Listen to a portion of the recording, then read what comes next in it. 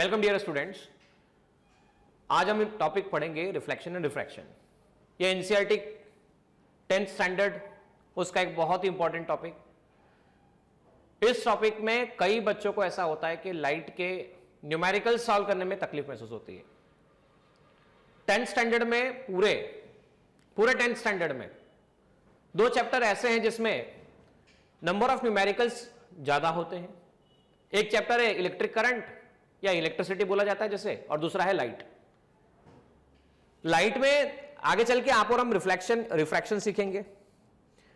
मैं थोड़ा पहले बताना चाहूंगा कि ये जो लेक्चर होगा, इस लेक्चर में हम एनसीईआरटी पैटर्न पर, focus to NCERT as per the textbook, हम उस पर बात कर रहे होंगे। देखिए, जानने के लिए तो लाइट और रिफ्लेक्शन में बहुत कुछ है। अगर आप आईआईटी फाउंडेशन लेवल पर जाएं तो फाउंडेशन लेवल पर आपको बहुत सारी बातें डिटेल में बताने की बात आती भी है। और जैसा कि एक प्लेलिस्ट जो मैंने क्रिएट की है आप लोगों के लिए, वो प्लेलिस्ट एस चांद की प्लेलिस्ट भी क्रिएट की है। रिस्पेक्टेड लखमीर सिंह जी एंड मंजीत कौर जी की जो किताब है एस चांद, वो बुक का प्लेलिस्ट एक अलग से क्रिएटेड है, जिसमें आप अगर डिटेल में पढ़ना चाहते हैं, आप चाहते हैं कि रिफ्लेक्शन रिफ्रैक्शन टॉपिक बहुत अच्छे लेवल पे प्रिपेयर हो, और अगर आप आईआईटी एडवांस, जेईई मेंस और नेट की प्रिपरेशन आगे चल के 10th क्लास के बाद करने वाले हैं, तो आप उस प्लेलिस्ट को रेफर कर सकते हैं। पर अगर केवल आप फोकस्ड हैं कि सर हमें केवल 10th एनसीईआरटी का रिवीजन करना है, 10th एनसीईआरटी के क्वेश्चन पढ़ना है, 10th एनसीईआरटी के बारे में जानना है, तो डेफिनेटली हम सही जगह पर मौजूद हैं। तो चलिए पहले समझते हैं हम। यहां पर वर्ड एक है लाइट, दूसरा है रिफ्लेक्शन, तीसरा है रिफ्रैक्शन। मतलब हम पहले लाइट के बारे में सीखेंगे, फिर रिफ्लेक्शन क्या होता है उसके बारे में सीखेंगे, फिर उसके बाद हम रिफ्रैक्शन के बारे में सीखेंगे। रिफ्लेक्शन से रिलेटेड 2 पार्ट हम आगे चल के सीखने वाले हैं। रिफ्लेक्शन ऑफ लाइट जो होगा वो प्लेन मिरर से भी होता है और स्फेरिकल मिरर से भी होता है। तो हम reflection of mirror, spherical mirror से सीखने के बाद स्फेरिकल मिरर की डिफरेंट प्रॉपर्टीज सीखेंगे, प्रॉपर्टी क्या होती है। प्रॉपर्टी के बाद स्फेरिकल मिरर किस तरह से इमेज फॉर्म करते हैं हम ये जानेंगे। स्फेरिकल मिरर के इमेज फॉर्मेशन के 2 केसेस, जैसा कि स्फेरिकल मिरर 2 तरह के मिरर होते हैं, एक कॉन्केव मिरर होता है, एक कॉन्वेक्स मिरर होता है। आगे चल के मैं बताने वाला हूं। तो हम इसके डिफरेंट केसेस, कौन कौन से केसेस, कि आखिर मिरर के इमेज फॉर्मेशन के कौन कौन से केसेस होते हैं, क्या होता है, इसके बारे में हम आगे सीखेंगे। देयर आफ्टर ये टॉपिक होने के साथ साथ हम इसी टॉपिक से रिलेटेड जो क्वेश्चंस दिए गए हैं, जो कि इन टेक्स्ट क्वेश्चन है, वो वर्कआउट करेंगे। और इसी टॉपिक से रिलेटेड एक्सरसाइज में जो क्वेश्चन गिवन है, हम इसी लेक्चर के अंदर कंप्लीट करेंगे। मतलब एक लेक्चर के अंदर हम पहले पूरा लाइट की बात करेंगे, फिर दूसरे लेक्चर में हम रिफ्लेक्शन की बात करेंगे, और तीसरे लेक्चर में हम रिफ्रैक्शन के बारे में बात करेंगे। तो चलिए शुरुआत करते हैं लेक्चर की लाइट के हेडिंग से। तो क्वेश्चन ये आता है कि लाइट क्या होता है। फर्स्ट क्वेश्चन ये आता है कि लाइट क्या होता है। देखिए, लाइट को अगर समझना होगा तो आप इस बात को समझिए कि जिस रूम में मैं खड़ा हुआ हूं और जिस रूम में आप बैठ के मुझे देख रहे हैं, सोचिए उस रूम के अंदर अंधेरा कर दिया जाए या बल्ब बंद कर दिया जाए, बल्ब बंद कर दिया जाए, खिड़की दरवाजे बंद कर दिए जाएं, आपको क्या महसूस होगा? आपको क्या महसूस होगा? तो आपको अंधेरा महसूस होगा, आप देख नहीं पाएंगे। लेकिन आप उसी रूम के अंदर बल्ब को ऑन कर दें तो क्या होगा? बोले सर हमें दिखने लगेगा। तो किस कारण दिखा आप लोगों को? बोले सर हमें जिस कारण दिखा वो लाइट है। Light is a form of energy. Light energy का ऐसा फॉर्म है जो आपको देखने में मदद करता है। लाइट एनर्जी का ऐसा फॉर्म है जो आपको देखने में मदद करता है। मेरा क्वेश्चन यह है, आप जिस रूम में बैठे हुए हैं, आप जिस रूम के अंदर बैठे हुए हैं, समझिएगा, रूम के अंदर जब आप बैठे हुए हैं, तो क्या आप जिस कमरे में बैठे हैं और आपके पड़ोस में एक कमरा है जहां पे दीवार है, दीवार के पीछे एक कमरा है, उस कमरे में कोई बैठा हुआ है। अब आपके रूम में भी लाइट है, उस कमरे में भी लाइट है। क्या लगता है आप देख पाएंगे कि उस कमरे में क्या चल रहा है? उस रूम के अंदर वॉल के पीछे क्या चल रहा है आप देख पाएंगे? तो बोले सर नहीं देख सकते हम। भाई इस बार तो लाइट है, लाइट है, बराबर है, फिर भी आप देख पा रहे हैं क्या? बोले सर नहीं देख सकते हम। मतलब क्या इसका मीनिंग ये निकला, क्या केवल लाइट ही हमें देखने के लिए रिस्पॉन्सिबल फैक्टर है? क्या लाइट देखने के लिए रिस्पॉन्सिबल फैक्टर है? नहीं है। सोचिए लाइट भी है और कोई पर्सन आपके सामने खड़ा भी है पर उसकी आंखें नहीं है, तब वो देख पाएगा क्या? तब वो भी, तब उस केस में भी वो देख नहीं पाएगा। पर हां, लाइट क्या है अगर पूछा जाए, लाइट के कारण ही हम देख पाते हैं ऐसा नहीं होता है ना, लाइट के कारण ही हम देख पाते हैं ऐसा नहीं होता, लेकिन हम ये कहें कि लाइट के बिना हम देख सकते हैं क्या, तो ये भी नहीं होता। तो लाइट क्या है? लाइट एनर्जी का फॉर्म है। लाइट क्या है? एनर्जी का फॉर्म है, जो हमें क्या करता है, हमें देखने में मदद करता है या सेंसेशन प्रोवाइड करता है जिससे कि हम देख सकते हैं। Light is a form of energy due to which we can see other object. Light is a form of energy due to which we can see other object. आगे चल के जब आप सीखेंगे 10th क्लास पास आउट होने के बाद 12th standard में जाएंगे, 11th स्टैंडर्ड में जाएंगे, तो आप सीखेंगे कि लाइट को समझाने का अलग अलग लोगों ने अलग अलग तरीके से प्रयास किया। मेनली लाइट को समझाने के लिए 2 से 3 तरह की थ्योरी प्रपोज की गई थी। एक थ्योरी बताई गई जिस थ्योरी को कॉर्पस्कुलर थ्योरी कहा जाता है। दूसरी थ्योरी, कॉर्पस्कुलर थ्योरी के बाद जो दूसरी थ्योरी बताई गई, उस थ्योरी को हाइगन वेव थ्योरी कहा जाता है। और लाइट को समझाने के लिए प्लांक क्वांटम थ्योरी नाम की थ्योरी भी सजेस्ट की गई थी। वो हमारे सिलेबस से कंसेप्ट पार्ट नहीं है, हम आगे चलते और इस बारे में बात करेंगे। तो आप और हम इस चैप्टर के अंदर फिनोमेना रिफ्लेक्शन के बारे में पढ़ेंगे, रिफ्रैक्शन के बारे में पढ़ेंगे, प्रोपोगेशन देखेंगे, है ना, और लाइट की कुछ और बेसिक प्रॉपर्टी के बारे में मैं आपको थोड़ा और बात बता देता हूं। Light is also considered electromagnetic wave. Light is also considered electromagnetic waves. Waves के फॉर्म में भी लाइट को कंसिडर किया जाता है। चलिए मैं बोर्ड पे चलता हूं और बोर्ड पर आपको ये बात थोड़ी और बताता हूं कि लाइट को क्या क्या कंसिडर किया जाता है। देखिए, मैंने बताया आप लोगों से लाइट क्या है, फॉर्म ऑफ एनर्जी, एनर्जी का वो form due to which we can see other object, हम दूसरे ऑब्जेक्ट्स को दे सकते हैं, उसे हम कहते हैं लाइट। लाइट का बिहेवियर समझाने के लिए मेनली 3 तरह की थ्योरी सजेस्ट की गई। Corpuscular theory, हाइगन wave theory,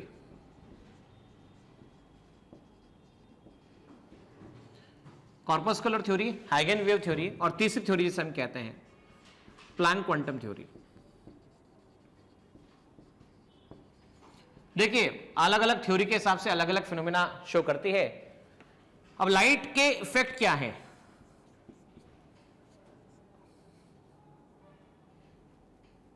light show different phenomena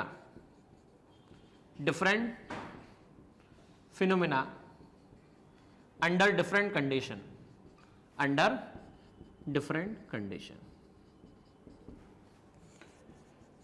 अलग अलग सिचुएशन में लाइट अलग अलग फिनोमेना शो करती है। मैं कुछ फिनोमेना आपके सामने समझा देता हूं, उसके बाद हम इस पर बात करेंगे।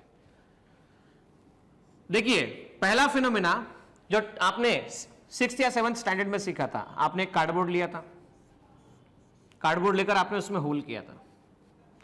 होल करने के बाद कैंडल लिया, कैंडल को यहां पर बर्न किया था इस तरह से, और यहां से कोई पर्सन तो भी देख रहा था।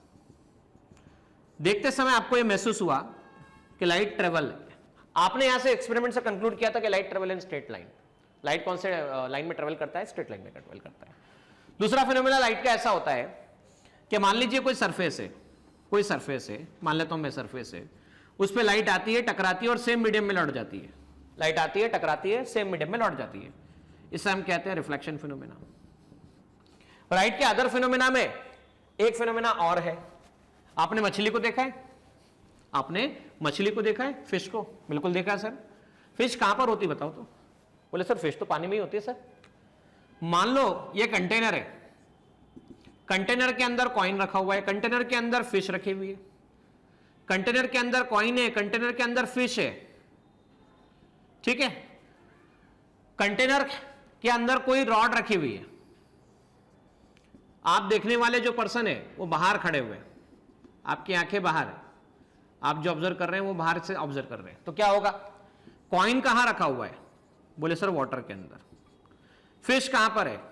बोले वाटर के अंदर। आप कहां पर है? पर्सन या ऑब्जर्वर कहां पर है? बोले सर एयर के अंदर है। तो लाइट कहां से कहां आएगी?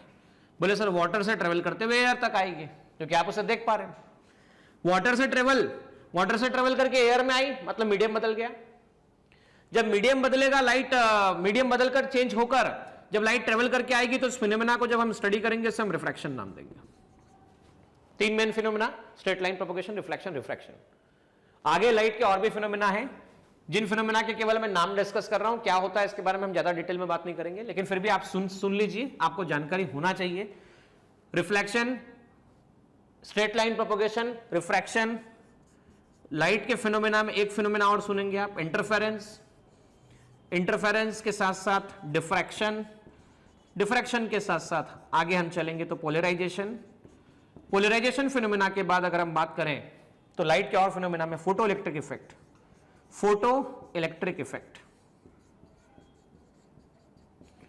प्लांक फोटो इलेक्ट्रिक इफेक्ट के बाद एक और फिनोमेना है जिसे हम कहते हैं black body radiation emission, black body radiation emission.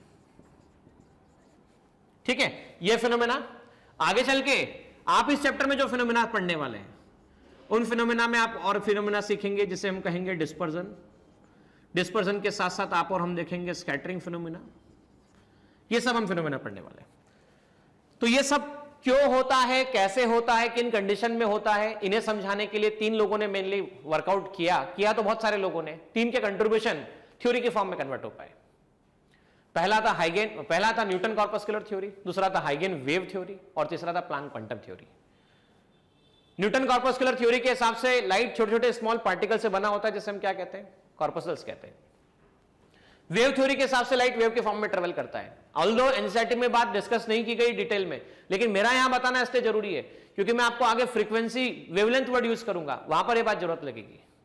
तो हाइगेन ने कहा लाइट वेव के फॉर्म में ट्रेवल करती है, light travel in the form of wave, और वेव को समझाते वक्त कुछ बातें बाद में हाइगेन ने जो माना था, हाइगेन ने कहा था कि लाइट वेव होती है और लाइट लॉन्गिट्यूडनल वेव होती है, लाइट लॉन्गिट्यूडनल वेव होती है, ऐसा हाइगेन ने बताया था। लाइट को ट्रेवल करने के लिए मीडियम की जरूरत होती है, ऐसा हाइगेन ने डिस्कस किया था। हाइगेन के बाद इसे करेक्ट करने का काम जेम्स क्लार्क मैक्सवेल ने इलेक्ट्रोमैग्नेटिक थ्योरी के हिसाब से बताया।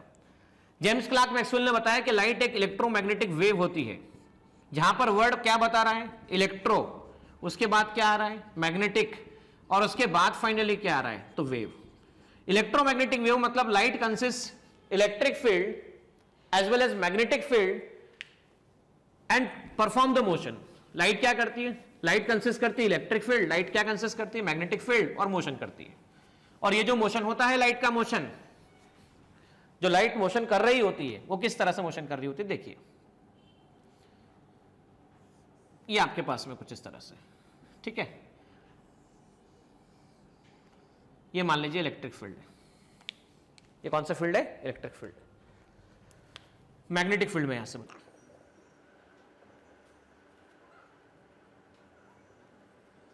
ये मैग्नेटिक फील्ड है, इलेक्ट्रिक फील्ड ऐसे है, मैग्नेटिक फील्ड ऐसे है। देखो इलेक्ट्रिक फील्ड ऐसे, लेकिन जा कैसे रहा है, राइट साइड है, मैग्नेटिक फील्ड इस तरह से। तो क्लार्क मैक्सवेल ने बताया कि लाइट इलेक्ट्रोमैग्नेटिक वेव होती है, इसकी डायरेक्शन ऑफ प्रोपोगेशन ये रही, लाइट जब जा रही है तो डायरेक्शन ऑफ प्रोपोगेशन इस तरफ है। ये कौन से फील्ड है, मान लीजिए इलेक्ट्रिक फील्ड है, जो मैं ब्लू से बता रहा हूं ये इलेक्ट्रिक फील्ड है, और अब मैं इसका डार्क पोर्शन जो बता रहा हूं ये मैग्नेटिक फील्ड है। और ये डायरेक्शन ऑफ प्रोपोगेशन आपके सामने जब जिस तरह से मोशन परफॉर्म हो रहे हैं, electric field E, magnetic field B, ये आपके पास में X, ये आपके पास में Y, ये आपके पास में Z, इस तरह से लाइट का मोशन हो रहा होता है। बच्चों इसमें ये डिस्कशन करना मेरे लिए आपके लिए इसलिए जरूरी है क्योंकि आगे चल के इसी चैप्टर के अंदर रिफ्रैक्शन चैप्टर में, रिफ्रैक्शन पार्ट में मैं फ्रीक्वेंसी और वेवलेंथ के बारे में बात करूंगा। तो फ्रीक्वेंसी और वेवलेंथ के बारे में बात करते समय इस बात की जरूरत हमें पड़ने वाली है। तो मैं कुछ terms 8th class sound wave chapter में आपने पढ़ा था, तो मैं याद दिलाना चाहूंगा। ये देखिएगा, जब इस तरह से मोशन होता हुआ आगे बढ़ रहा है तो यहां से यहां तक positive negative positive negative positive negative, ये हो गया एक चक्कर, फिर से एक चक्कर, फिर से एक चक्कर। शॉर्ट में समझना कैसे, मान लो अगर कोई ऐसा चलता, ए से बी पे जाता, सेंटर पे एंगल 90 डिग्री बनता, ए से बी जाता, बी से सी जाता, सेंटर पे एंगल कितना बनता, 180 डिग्री बनता। कोई ए से बी जाता, बी से सी जाता, सी से डी आता, सेंटर पे एंगल 270 डिग्री बनता। और कोई मान लीजिए ऐसे जाता, ए से बी, बी से सी, सी से डी और डी से ए। देखो 90 प्लस 90 180, 180 प्लस 90 कितना हुआ, 270, 270 प्लस 90 कितना हुआ, 360। तो जब 360 हो जाता है तो चक्कर 1 साइकिल कंप्लीट हो जाता है। तो देखो हाफ दिख रहा है, मतलब 0 से कितना है 180, 180 प्लस 180 कितना है 360 है। इसका हाफ कितना है 90 और ये इसका हाफ 180 प्लस 90, 180 प्लस 90 बोलो कितना है 270 है। 180 प्लस 90 कितना है बच्चों 270 है।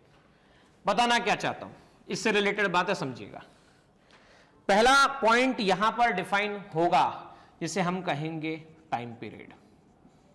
टाइम पीरियड क्या होता है? टाइम पीरियड क्या होता है? तो हम कहते हैं time to complete one cycle is called time period. Time to complete one cycle is called time period. Time to complete one cycle is called time period. अच्छा, फ्रीक्वेंसी टर्म डिफाइन होता है। फ्रीक्वेंसी क्या होता है? Number of cycle per second. Number of cycle per second, एक second के अंदर कितने चक्कर लग रहे हैं इसे बताया जाता है। मान लो इसे यहां पर 4 सेकंड दे रखा है, तो 4 सेकंड इसका मतलब कंप्लीट में 4 सेकंड, तो हाफ में कितना सेकंड 2 सेकंड, इसके भी हाफ में कितना सेकंड 1 सेकंड। 1 सेकंड क्वार्टर के लिए, हाफ के लिए और क्वार्टर के लिए तो 3 सेकंड, और टोटल के लिए कितना 4 सेकंड। मतलब क्या हुआ, 4 सेकंड के अंदर लाइट या कह लीजिए वेव, 4 सेकंड के अंदर जो वेव है 1 साइकिल कंप्लीट कर रही है। 1 साइकिल कितने सेकंड में 4 सेकंड में, या 4 सेकंड में 1 साइकिल, तो 1 सेकंड में कितना साइकिल 4 सेकंड 1 साइकिल, तो 1 सेकंड में कितने साइकिल 1 सेकंड में 1/4 साइकिल। तो हम कह सकते हैं यहां पर टाइम पीरियड है 4 सेकंड और फ्रीक्वेंसी है 1/4 second, 1 second. Number of cycle per second is called frequency. Number of cycle per second is called frequency. तो फ्रीक्वेंसी को लिखने का तरीका आ गया F = 1/t, टाइम की यूनिट 1/सेकंड। 1/सेकंड को एक और यूनिट से बताया जाता है जिसे कहते हैं हर्ट्ज, और हर्ट्ज को कहते हैं सीपीएस। सीपीएस मतलब साइकिल पर सेकंड, सीपीएस मतलब साइकिल पर सेकंड। अब यहां पे कुछ टर्म और डिफाइन किए गए। क्या टर्म डिफाइन किए गए समझिएगा। कुछ टर्म बोले गए क्रस्ट, कहा गया ट्रफ, कुछ इसके बाद कहा गया वेवलेंथ। तो देखिए ये जो पॉइंट है, ये जो पॉइंट है, ये क्रस्ट है, इसे कहते हैं ट्रफ, ये क्रस्ट है, ये ट्रफ, ये इसे कहते हैं क्रस्ट है और इसे कहते हैं ट्रफ। ये जो लाइन आपको दिख रही है, इस लाइन को कहते हैं मीन पोजीशन। मीन पोजीशन, इस लाइन को कौन सी लाइन कहते हैं बच्चों? Mean position. तो मीन पोजीशन से मैक्सिमम डिस्प्लेसमेंट जो होता है ना, उसे एम्पलीट्यूड कहा जाता है। इस मीन पोजीशन से ऊपर की तरफ y एक्सेस पे सबसे हाईएस्ट डिस्प्लेसमेंट जिसका है उसे हम क्रस्ट कह रहे हैं, सबसे लोवेस्ट जिसका है हम ट्रफ कह रहे हैं। हाईएस्ट है क्रस्ट कह रहे हैं, लोवेस्ट है ट्रफ कह रहे हैं। हाईएस्ट है क्रस्ट कह रहे हैं, लोवेस्ट है ट्रफ कह रहे हैं। मैं ऊपर डायग्राम बना देता हूं और आगे समझाता हूं आप लोगों को। वापस देखिएगा हमने क्या क्या पढ़ा, एक बार रिवाइज कर लेते हैं। हमने आपसे कहा ये जो कहला रहा है ये है 1 साइकिल। अगेन ये जो कहला रहा है ये है 1 साइकिल। ये पॉजिटिव, ये नेगेटिव, ये पॉजिटिव, ये नेगेटिव। ये y एक्सेस, ये x एक्सेस, ये x डैश एक्सेस। ये जो इसका टॉप मोस्ट पोजीशन है, कौन सा पोजीशन? Top most position. उसे मैं क्या नाम दे रहा हूं? उसे मैं कह रहा हूं क्रस्ट, इसे मैं कह रहा हूं ट्रफ, इसे कह रहा हूं क्रस्ट, इसे कह रहा हूं ट्रफ। अब वेवलेंथ क्या डिफाइन किया जाता है? वेवलेंथ, वेवलेंथ को कहा जाता है distance between crest to crest, distance between crest to crest and distance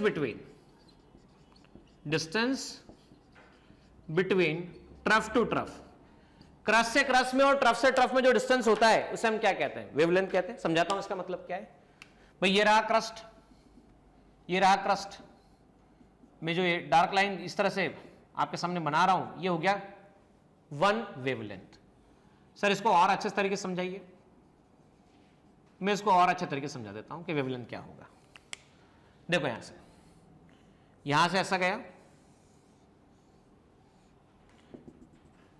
crust और क्रस्ट। देखो मैंने अभी बताया था आप लोगों को, इस तरह का साइकिल था तो सेंटर पे 90 डिग्री था। यहां से यहां तक का साइकिल था ABC, तो सेंटर पे 180 डिग्री था। यहां से यहां तक हम गए थे, ए से बी, बी से सी, सी से डी, सेंटर पे कितना डिग्री था? 270 डिग्री था। और लास्ट जब हम टोटल कंप्लीट होके गए थे, कंप्लीट साइकिल कंप्लीट किया था, ए से बी, बी से सी, सी से डी और डी से ए, ये 90, 90 प्लस 90 180, 180 प्लस 90 270, 270 प्लस 90 360। तो भाई देखो 0 से 90, 90 प्लस 180 270, और 270 प्लस 90 कितना होता है? तो 360। कितना होता है? 360। तो 360 जब होता है तो हम इसे कह सकते हैं distance between crest to crest, crest to crest. 0 से 360 मतलब कितने साइकिल? 1 साइकिल। तो distance between crest to crest, distance between crest to crest और डिस्टेंस कवर्ड इन 1 साइकिल दोनों एक है। Distance between trough to trough and distance between 1 cycle covered in 1 cycle दोनों एक है, पॉजिटिव नेगेटिव। तो हम ये कह सकते हैं वेवलेंथ को, wavelength is also called distance covered in 1 cycle. 1 cycle के अंदर जितना डिस्टेंस कवर होता है उसे हम वेवलेंथ कहते हैं। क्या कहते हैं बेटा? वेवलेंथ कहते हैं।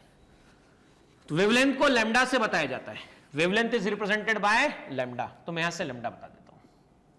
एक टर्म और बहुत इंपॉर्टेंट टर्म जो आगे हमें समझने की जरूरत है वो है wave speed. Wave speed, wave speed is defined as, speed is called distance per unit time, distance per unit time. हम बात करते हैं 1 साइकिल के लिए।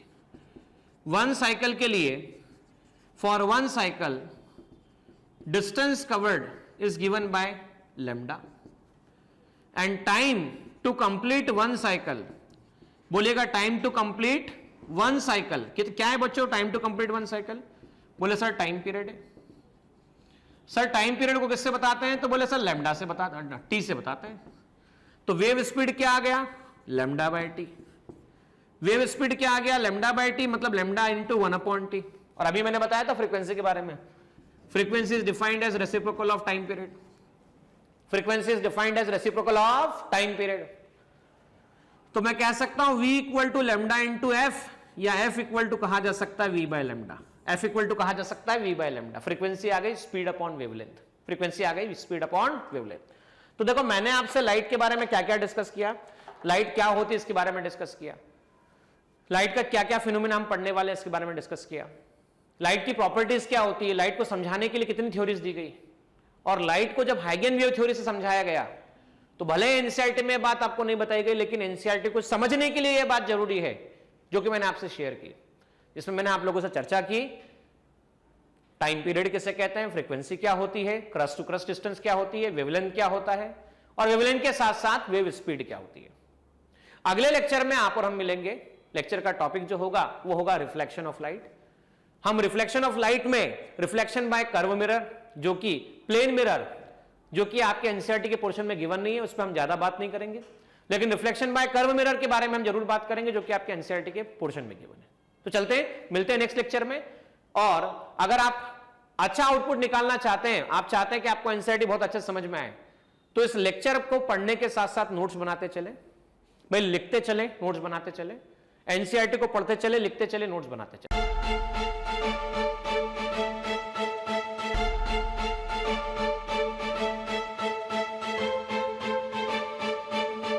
पुरोहित अकॅडमी, मेन ब्रांच प्रभात चौक, MJ कॉलेज रोड, लोकमान्य हॉस्पिटलच्या बाजूला, जळगाव, आणि पांडे क्लासेस जवळ, बंधन बँके शेजारी, ट्रॅफिक गार्डनच्या समोर, जळगाव।